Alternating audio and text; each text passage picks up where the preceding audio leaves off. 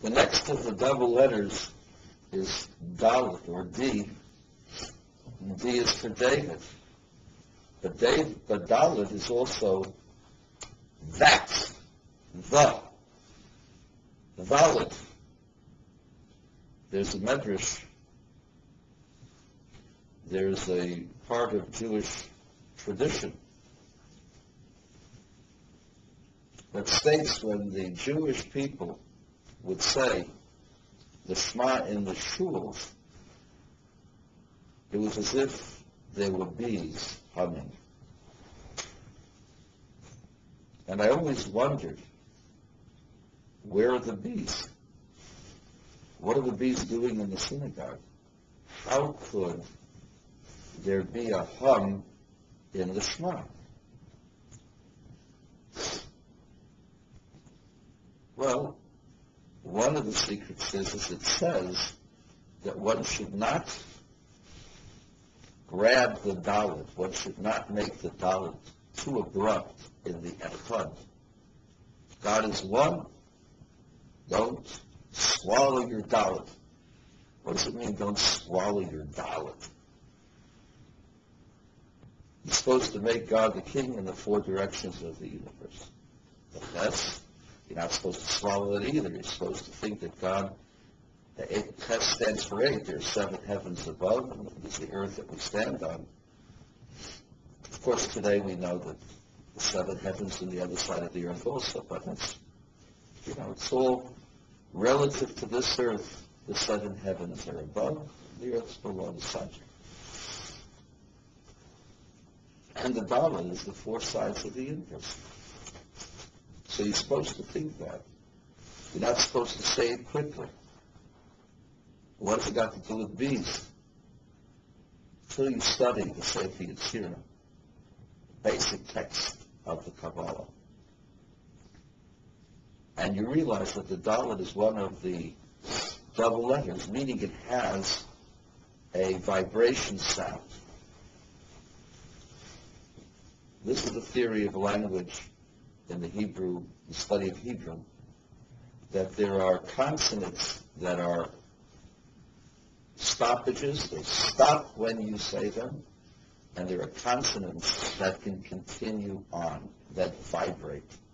Those are your seven letters that are doubles.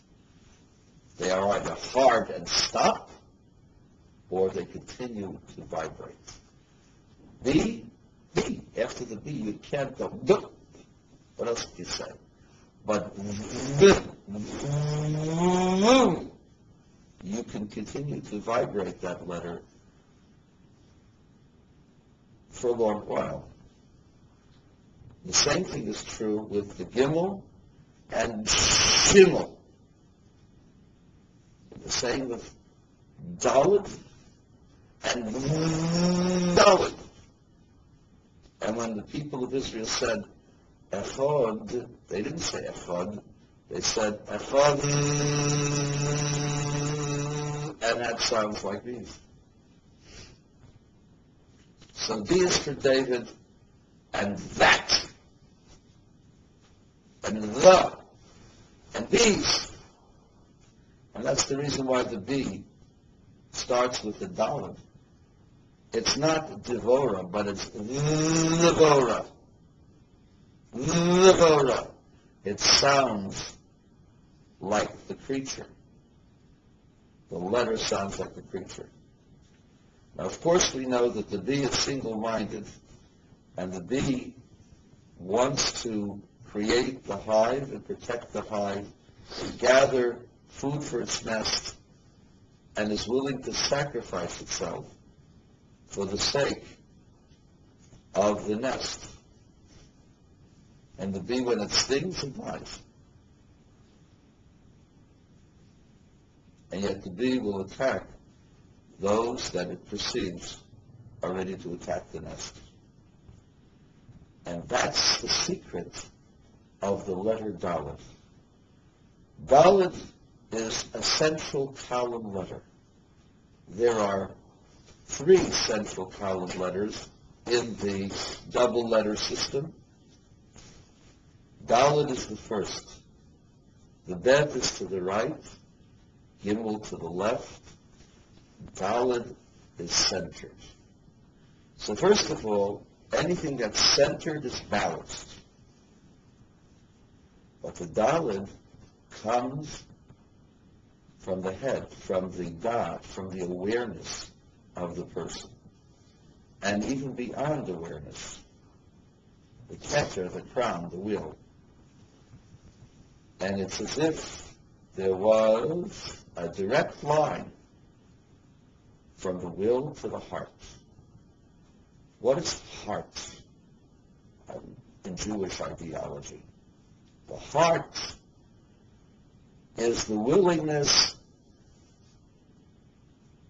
to do battle, to struggle, to stand up, to be the person that you're supposed to be. But the heart could be weak unless there is the crown coming from the top of the head. That's the will. Unless there's willpower. King David, more than anyone else in the history of the Tanakh, the Bible, had exceptional willpower. And not only ordinary willpower, he had no fear. He was a master of the emotions of his heart. There was nothing that stood in his way if he realized it was against his principle. King David had many, many ghosts and many skeletons. David started with melancholy. He was overwhelmed by his emotions. He was a man who was despised by his own father. His father suspected him of being not a holy child. He suspected his wife of being unfaithful. And so David was shunned, relegated to the sheep, to only care for the sheep. Never was he involved in family communions, the things that the family decided, holy things. He was kept apart, for he wasn't one of them. And so he grew up alone, lonely. He grew up without the love that was necessary. He grew up without the care. And in that environment, he learned to have faith in God, and in God alone. And since he was the product of a union with really his father, Yishai, but it was a union that was considered in Torah, thought as inappropriate, he had tremendous passions. His passions were almost overwhelming with him. He had tremendous anger. He had also almost overwhelmed him, until he learned self-control and self-discipline throughout his lifetime. David saw Goliath. He saw a man as large as any beast and far more dangerous. And yet he saw how he could beat him. David never feared anyone. And the reason why David never feared anyone, part of it is because of his name.